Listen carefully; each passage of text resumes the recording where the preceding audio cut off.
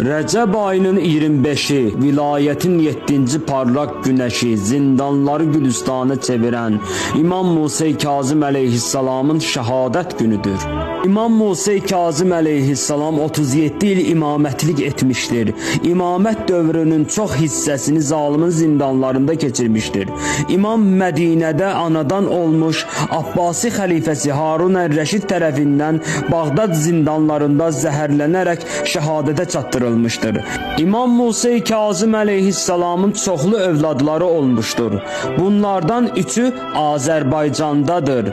Rəhimə xanım, Leyla xanım, Həkimə xanım. Hər bir şiənin, müsəlmanın borcudur ki, imamın şəhadət günü onun ziyarətinə getsin. Əgər ziyarətinə getmək mümkün deyilsə, imamın balaları Azərbaycandadır.